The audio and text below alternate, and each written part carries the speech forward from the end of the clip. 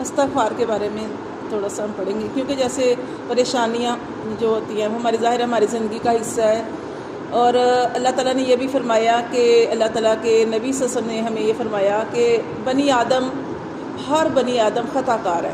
کیسے کہ وہ جو حضرت آدم علیہ السلام سے وہ جو کام ہو گیا تھا، یعنی اللہ تعالیٰ نے منع کیا تھا اور انہوں نے وہ دانہ کھا لیا تھا، تو اس سے فطرت میں یہ چیز شامل ہے، ہماری فطرت میں یہ چیز شامل ہے کہ ہم گناہ گار، یعنی ہم سے غلطی ہو جائے گی۔ آدم علیہ السلام سے تو بھول ہو گئی، وہ شیطان نے پہلی دفعہ جھوٹی قسم یعنی کہ جھوٹی قسم جو تھی کھائی تھی، اور حضرت آدم علیہ السلام کو نہیں پتا تھا کہ کوئی اللہ کا نام لے کر بھی جھوٹی قسم کھا سکتا ہے۔ تو پھر حضرت آدم علیہ السلام کو جب پتہ چلا، کیا اس نے جھوٹی قسم کھا کے کہا تھا نا کہ اللہ تعالیٰ نے تمہیں اس کے دانے سے کھانے سے اس لیے منع کیا ہے کہ اگر تم کھاؤ گے تو ہمیشہ پھر زندہ رہو گے، یعنی اس نے جھوٹی قسم کھائی تھی، تو حضرت آدم علیہ السلام جو تھے اس کے بہکاوے میں آ گئے تھے۔ تو اس لیے یہ ہماری فطرت میں شامل ہے کہ ہم گناہ گار ہیں، خطا ہم سے ہو جائے گی۔ لیکن آپ نے دیکھا کہ کئی لوگ ایسے ہوں گے کہ اپنی غلطیوں کی وجہ سے جنت میں جائیں گے۔ کیوں کہ اتنی غلطیاں، یعنی جب غلطی ہوگی تو اپنی غلطی پہ اتنی شرمساری اور انسان نادم ہوگا کہ وہ اتنی استغفار کرے گا کہ پھر وہ اللہ تبارک و تعالیٰ اسے جنت کا حقدار بنا دیں گے۔ اور یہ چھوٹی چھوٹی چیزیں ہیں، جیسے میں نے آپ کو پہلے بھی بتایا کہ دیکھیں جیسے ہم سجدہ کرتے ہیں نا، 2 سجدے کرتے ہیں، یہ ہر وقت استغفار کرنی چاہیے۔ دیکھیں جیسے ہم نماز پڑھتے ہیں، نماز کے اندر ہم نے سبحان ربی الاعلیٰ سجدہ کیا، سجدے میں ہم تسبیح پڑھتے ہیں نا سبحان ربی الاعلیٰ، پھر ہم جب بیٹھتے ہیں تو اس میں کئی لوگ کوئی تسبیح نہیں پڑھتے، تو وہاں پہ جب آپ بیٹھیں نا تو تب بھی پڑھنا چاہیے ربی غفر لی، ربی غفر لی، ربی غفر لی، یہ 2 دفعہ کہنا چاہیے، 2 دفعہ کہنا چاہیے۔ آپ لوگ کہتے ہیں؟ جی میں تو اب وہ بھی پڑھ لیتے ہیں، ایک یہ دعا پڑھ سکتے ہیں آپ، ربی اغفر لی، ربی اغفر لی، 2 دفعہ کہنا ہے۔ نبی صلی اللہ علیہ وسلم نے یہ 2 دفعہ یہ پڑھا ہے، کیونکہ اس سے کیا ہوتا ہے، اس سے ہمیں 2 انعام ملتے ہیں۔ کون سے 2 انعام ملتے ہیں؟ جب ہم یہ پڑھتے ہیں نا ربی اغفر لی، ربی اغفر لی، یہ چھوٹی سی دعا ہے، آپ نے پڑھنی ہے۔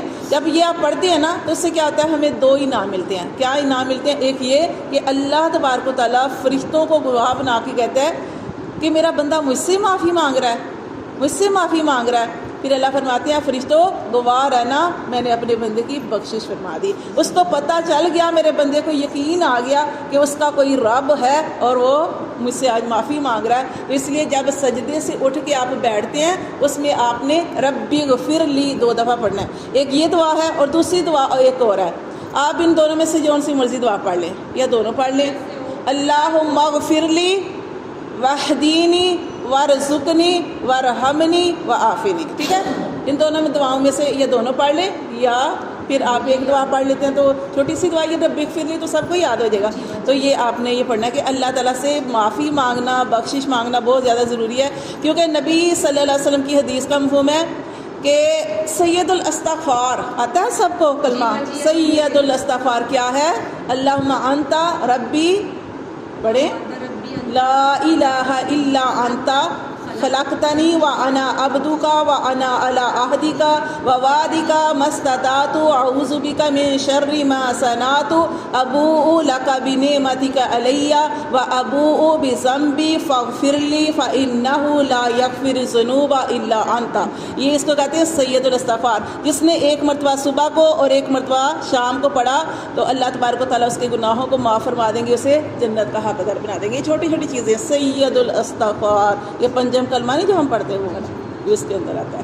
تو یہ بھی پڑھنا ہے۔ دیکھیں حضرت آدم علیہ السلام سے بھول ہوئی تو انہوں نے کیا کہا؟ ربنا ظلمنا انفسنا وان لم تغفر لنا وترحمنا لنکونن من الخاسرین۔ نوح علیہ السلام نے اپنے بیٹے کے بارے میں کہا اللہ میرا بیٹا ڈوب رہا ہے۔ جب پانی آیا تھا نا، جب اللہ تعالیٰ نے سمانوں سے بھی پانی جو تھا بارش نازل کی اور زمین سے بھی پانی نکلا، اتنا پانی کہ سارے ہی ڈوب گئے جو نافرمان تھے، وہ کشتی میں جو لوگ تھے وہ محفوظ رہے۔ تو حضرت نوح علیہ السلام کا بیٹا جو نافرمان تھا، جو کافروں کا ساتھ دیتا تھا، تو حضرت ظاہر ان کی اولاد تھی، انہوں نے کہا کہ اللہ میرا بیٹا ڈوب رہا ہے، اپنے بیٹے کے لیے دعا کی نا، تو اللہ نے فرمایا وہ تمہارے اہل میں سے نہیں ہے، اگر وہ تیرا اہل ہوتا، وہ تیرے ساتھ ہوتا، تو پھر نوح علیہ السلام نے اللہ سے توبہ کی کہ اللہ میں خطا کار ہوں، اللہ تبارک و تعالیٰ کی طرف رجوع کیا، دعا کی اللہ سے، انہوں نے بھی استغفار کیا۔ اسی طرح آپ دیکھیں یونس علیہ السلام جو تھے، یونس علیہ السلام اللہ سے ناراض ہو کے چلے، اللہ سے ناراض ہو کے چلے اور کشتی میں بیٹھے، کشتی ڈولنے لگی، پھر وہ سارا بہت لمبا واقعہ ہے۔ انہوں نے کون سی دعا پڑھی؟ جب مچھلی کے پیٹ میں گئے، اللہ تعالیٰ نے مچھلی کو حکم دیا کہ اس کو آپ نے، مچھلی کو کہا کہ اسے غذا نہیں بنانا، اپنے پیٹ میں رکھنا ہے، تو تب یونس علیہ السلام کو احساس ہوا کہ ان سے ہی غلطی ہوئی ہے، کیونکہ اللہ تبارک و تعالیٰ نے جتنے بھی نبی بھیجے، آپ قرآن پڑھ لیں، جتنے بھی اللہ نے نبی بھیجے، ہر نبی کو اللہ تعالیٰ نے کہا کہ اس بستی سے نکل جاؤ، اب عذاب آنے والا ہے، اور ہر نبی اللہ کے حکم سے نکلا سوائے یونس علیہ السلام کے۔ یونس علیہ السلام اللہ سے ناراض ہو کے چلے، اللہ اس بستی پہ عذاب کیوں نہیں آیا؟ حالانکہ اللہ تو منتظر ہوتے ہیں میرا بندہ، میرے بندے توبہ کر لیں، تو جب انہیں پتہ عذاب نہیں آیا، وہ اللہ سے ناراض ہو کے چلے، پھر وہ اسی طرح مچھلی کے پیٹ میں رہے۔ پھر انہیں احساس ہوا، انہوں نے اللہ کی طرف توبہ کی۔ کیسے توبہ کی وہ بھی آپ پڑھ سکتے ہیں، ٹھیک ہے، لا الہ الا انت سبحانک انی کنت من الظالمین، ٹھیک ہے، یہ دعا بھی انہوں نے پڑھی تھی۔ تو یہ ساری چیزیں استغفار ہیں، یہ ساری چیزیں جو ہیں وہ استغفار ہیں، تو یہ ہمیں اللہ کے قریب کر رہی ہیں۔ استغفر اللہ ربی من کل ذنب واتوب علیہ، ٹھیک ہے۔ اسی طرح موسیٰ علیہ السلام کے زمانے کا واقعہ میں نے آپ کو بتایا تھا، قحط سالی تھی، بارش نہیں ہو رہی تھی، قحط سالی تھی، تو کیسے پھر موسیٰ علیہ السلام نے نماز پڑھائی، اور اللہ تعالیٰ نے کیا بتایا کہ اے موسیٰ تیری محفل میں ایک ایسا آدمی ہے جو 70 سال سے میری نافرمانیاں کر رہا ہے، اگر وہ اس محفل سے نہیں نکلے گا تو بارش نہیں ہوگی۔ پھر اس آدمی نے دل ہی دل میں توبہ کی، اس کا تھوڑا سا آنسو نکلا تو اللہ نے اس کی مغفرت فرما دی، بخشش فرما دی، تو بارش شروع ہو گئی۔ تو انسان 70 سال سے وہ گناہ کر رہا ہے، تو اس سے میں کیا پتہ چلتا ہے کہ اللہ تعالیٰ معاف کرنے والے ہیں، اللہ تعالیٰ معاف کرنے والے ہیں، بس ہمارے ہی مانگنے میں کمی ہے۔ اللہ تعالیٰ کی طرف چل کے آئیں تو اللہ تو دوڑ کر آ کے تھام لیتے ہیں۔ آپ نے کفل کا واقعہ میں نے آپ کو بتایا تھا، کفل کا واقعہ، بنی اسرائیل کا ایک نوجوان تھا کفل، اتنا امیر تھا، اتنا دولت مند تھا کہ ہر روز ہر رات کو ایک لڑکی کو اپنے بستر پہ لاتا، ہر روز بے حیائی کا کام کرتا۔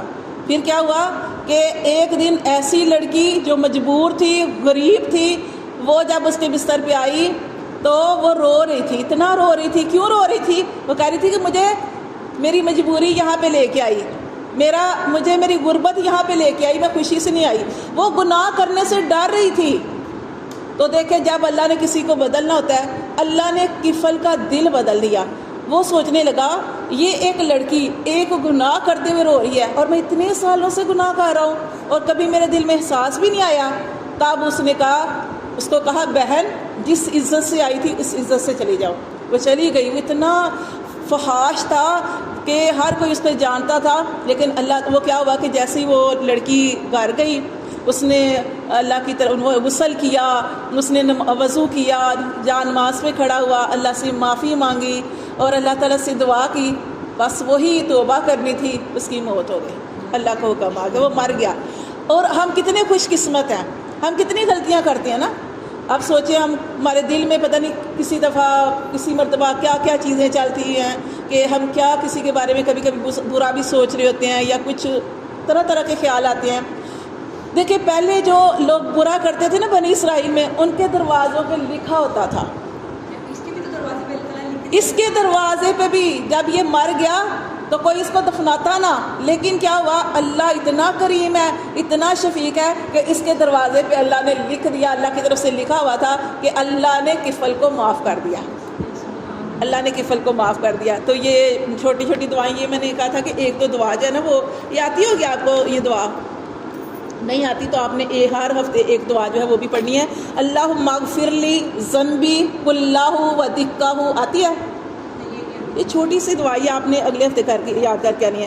اللہم اغفر لی ذنبی کلہ دکہ و جلہ و اولہ و آخرہ و علانیتہ و سرہ، ٹھیک ہے، یہ چھوٹی سی دعا ہے۔ اس کا ترجمہ اللہم اغفر لی، اے اللہ مجھے بخش دے، ذنبی میرے گناہوں کو بخش دے، کلہ دکا ہو و جلا ہو، سارے گناہوں کو بخش دے، جو چھوٹے ہیں جو بڑے ہیں، و اول ہو آخر، جو پہلے ہیں جو پچھلے ہیں، و علانیت و سرا، اور جو اللہ میں نے چھپ کے کیے اور جو ظاہر کیے، اللہ میرے سارے گناہوں کو بخش دے۔ تو یہ آپ چھوٹی سی دعا ہے، یہ بھی آپ نے یاد کرنی ہے۔ دیکھیں اللہ تعالیٰ سورۃ طلاق میں فرماتے ہیں نا کہ جو اللہ کی طرف رجوع کرتا ہے، توبہ کرتا ہے، وہ کتنی پیاری آیت ہے نا سورۃ طلاق کے اندر، آیت نمبر 3 کے اندر، وَمَن يَتَّقِ اللَّهَ يَجْعَل لَّهُ مَخْرَجًا وَيَرْزُقْهُ مِنْ حَيْثُ لَا يَحْتَسِبُ وَمَن يَتَوَكَّلْ عَلَى اللَّهِ فَهُوَ حَسْبُهُ، کہ جو اللہ کی ذات پہ توکل کرتا ہے، اللہ جو ہے اسے ایسی جگہ سے رزق دیتا ہے کہ انسان گمان بھی نہیں کرتا،